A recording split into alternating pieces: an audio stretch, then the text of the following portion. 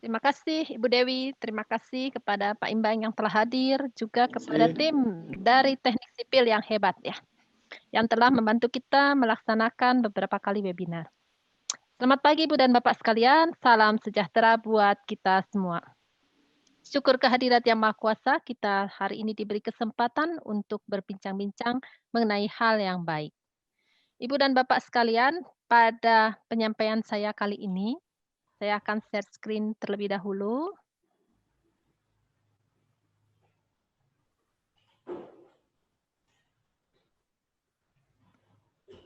Ya, baik. Pada penyampaian saya kali ini, saya akan mengajak kita bersama-sama merefleksikan ya, merefleksikan kesalahan apa yang telah kita lakukan dalam penulisan laporan. Kalau tata cara penulisan laporan, mungkin kita sudah belajar banyak ya, karena kita sudah bersekolah sekian belas tahun, begitu Ibu dan Bapak. Sekarang kita refleksikan dulu kesalahan dalam penulisan laporan kita, dan nanti akan dibantu oleh narasumber yang lain untuk melihat bagaimana kesalahan itu diperbaiki. Baik Ibu dan Bapak, laporan itu harus logis.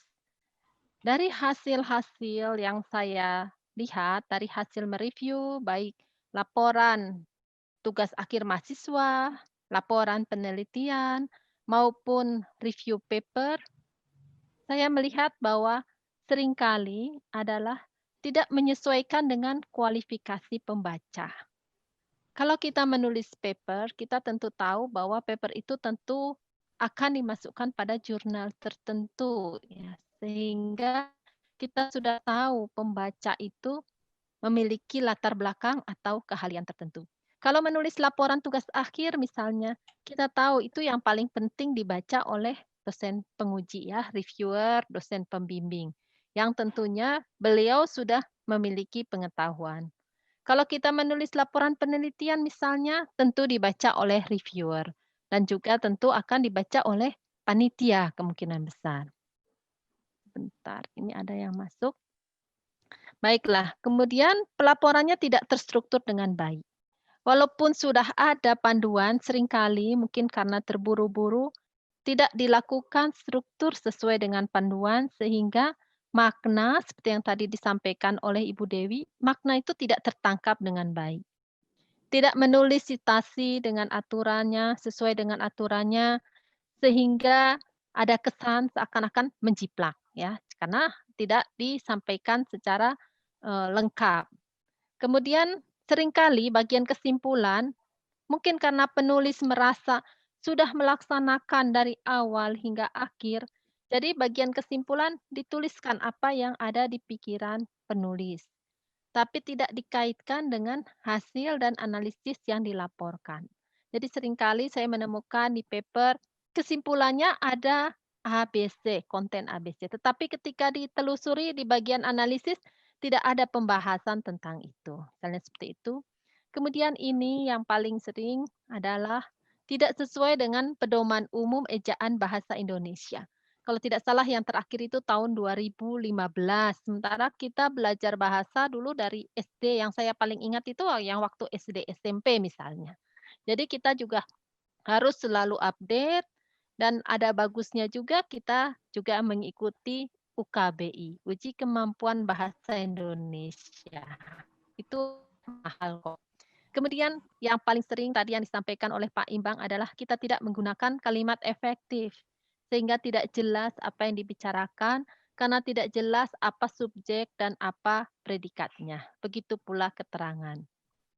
Kemudian yang sering saya jumpai adalah penulisan daftar pustaka tidak sesuai dengan aturan yang diberikan. Ini kalau untuk paper agak bermasalah karena akan diminta revisi. Ya, kemudian, nah ini adalah kita juga harus memiliki kecakapan menggunakan teknologi. Ya, jadi kadang-kadang kita tidak memeriksa kembali tampilan naskah tidak konsisten. Misalnya menggunakan beberapa font yang mungkin saja kita, apa namanya, mengcopy daripada tulisan kita yang lain dan kemudian format paragrafnya tidak sama. Ada yang spasinya 1, ada yang spasinya 1,5, dan ini saya temukan juga dalam paper-paper yang direview atau paper-paper yang waktu itu kami periksa pada saat untuk penilaian angka kredit. Dan seringkali kita lupa karena kita menggebu-gebu, jadi isinya terlalu panjang atau berlebihan. Sehingga ada hal-hal yang tidak perlu disampaikan, kemudian kita sampaikan. Jadi ini adalah refleksi Ibu dan Bapak, eee, banyak di antara kita yang melakukan kesalahan-kesalahan ini, minimal banyak di antara paper yang direview ataupun laporan-laporan yang harus direview melakukan kesalahan-kesalahan ini, ya. Ini adalah disebabkan oleh banyak faktor, adalah karena kurang teliti juga bisa, karena terburu-buru dan lain sebagainya. Dan kemudian kesalahan dalam setiap bagian, saya coba mengeneralisasi bagian-bagian daripada setiap laporan, baik paper maupun, eee, laporan tugas akhir dan sebagainya, adalah di bagian judul. Seringkali judul itu tidak mencerminkan masalah dengan tepat. Pada judul tidak dituliskan hanya ditulis, mengembangkan parameter pengiriman data misalnya, tapi parameter pengiriman data itu apa gitu, tidak disebutkan ya. Kemudian abstrak, belum mewakili isi laporan. Seharusnya dengan membaca abstrak saja kita sudah tahu kira-kira ini laporan isinya apa, kemudian kita akan telusuri. Tapi seringkali abstrak itu belum lengkap ya, entah latar belakang harus ada sedikit, terutama permasalahan yang diangkat dan metode penyelesaian serta hasilnya. Pendahuluan, seringkali latar belakang terlalu luas, apalagi kalau untuk laporan mahasiswa tugas akhir. Seringkali latar belakang itu terlalu mengawang-awang ya, perkembangan teknologi yang dan seterusnya. Tidak langsung mengarahkan kepada problem yang akan diselesaikan. Kadang latar belakang tidak berbasis data, perumusan masalah kurang jelas, pembatasan masalah tidak tegas. Hal ini akan mempengaruhi pembaca untuk memahami isi laporan selanjutnya. Pustaka juga tidak terhubung ke daftar pustaka. Sehingga ada daftar pustaka, tetapi kajian pustaka yang digunakan tidak mencantumkan ya, nomor pustaka tersebut. Kemudian seringkali juga memberikan informasi yang tidak dibutuhkan. Ini terutama banyak informasi yang tidak dibutuhkan ini terutama pada laporan tugas akhir mahasiswa. Kemudian metodologi seringkali kurang sistematis dan kurang jelas, sehingga pembaca tidak bisa melihat apakah analisisnya sudah sesuai atau belum ya. Dan kemudian pada bagian hasil dan analisa, data dalam analisa tidak lengkap, analisa kurang terkait dengan tujuan, tinjauan pustaka, dan gambar-gambar yang diberikan, tidak menyampaikan juga kegagalan. Banyak yang berpikir bahwa penelitian itu harus berhasil, tugas akhir itu hasilnya harus bagus.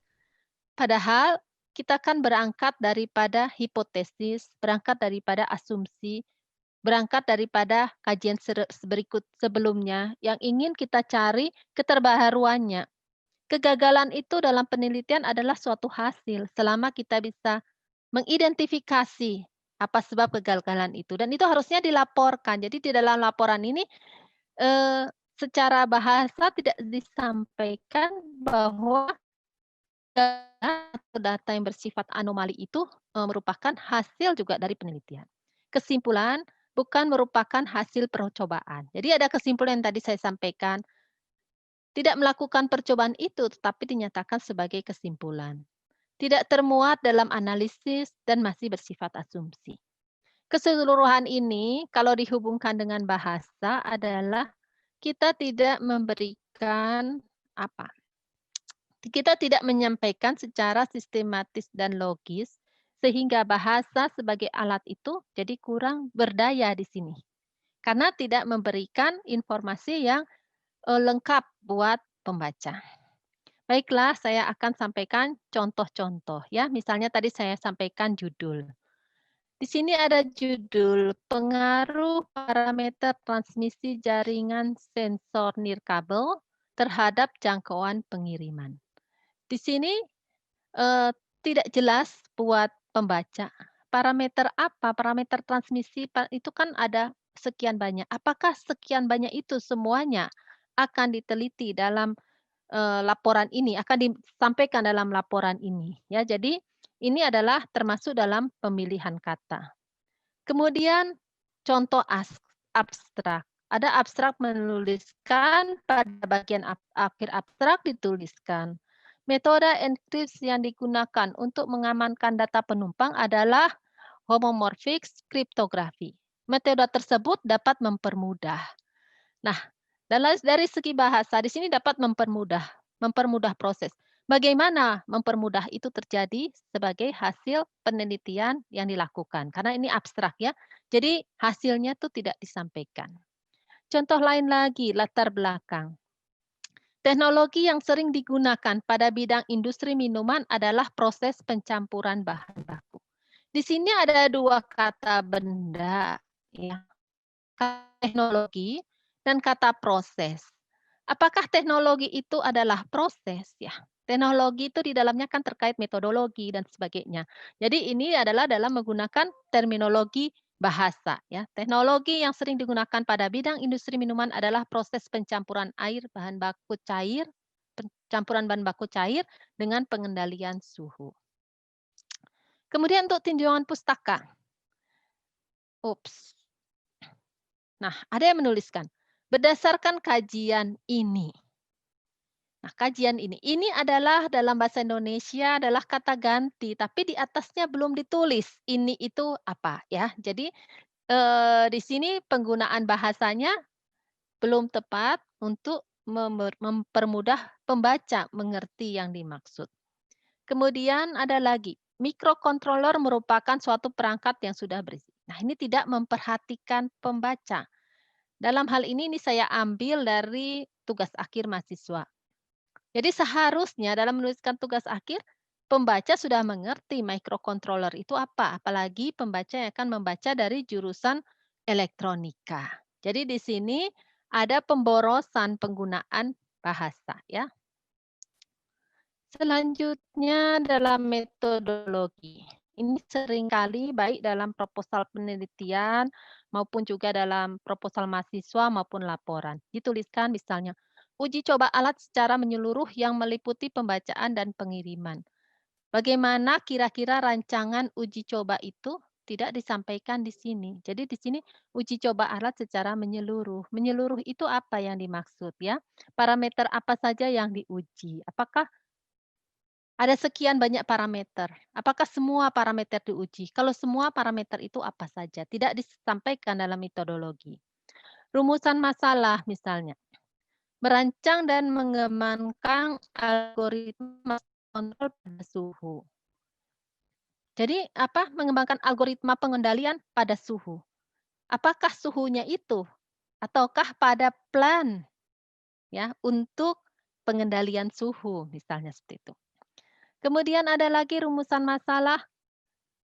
Ini analisis sistem kendali digunakan pada gambar di bawah. Ini yang paling sering. Gambar di bawah, gambar sebelumnya, gambar tersebut, gambar yang mana, gambarnya siapa, gitu. Ya, setiap gambar memiliki identitas, yaitu nomor dan judul gambar. Begitu. Ini paling sering saya temukan. Kemudian yang lain lagi adalah ini kalau banyak ini di paper juga banyak. Kesimpulan, dengan diterapkannya fungsi otomatisasi pada sistem ini, kini seseorang dapat melakukan pekerjaan lainnya secara paralel. Padahal ketika kita baca laporannya, tidak ada percobaan yang memperlihatkan seseorang melakukan pekerjaan paralel dan pekerjaan tunggal dan kemudian dibandingkan. Tidak ada. Jadi ini adalah asumsi yang bersangkutan bahwa sistemnya sudah dia berhasil buat sehingga seorang dapat melakukan pekerjaan paralel. Tapi ini bukan merupakan butir kesimpulan, karena itu baru merupakan asumsi. Jadi hal-hal seperti inilah yang menjadi apa namanya, membuat apa yang sudah dilakukan seperti tadi disampaikan oleh Ibu Dewi, tidak dapat dengan benar dipahami oleh pembaca. Nah, ini adalah sebagai pembuka untuk melihat bagaimana kita walaupun sudah belajar bahasa Indonesia sekian belas tahun, sudah menggunakannya sehari-hari, tapi ketika kita harus menuliskannya atau menggunakannya secara formal, seringkali kita juga masih, apa namanya, belum powerful, apa ya, belum secara efektif menggunakannya dan nanti akan dipandu oleh narasumber lain bagaimana kita bisa menguatkan kemampuan atau potensi berbahasa kita.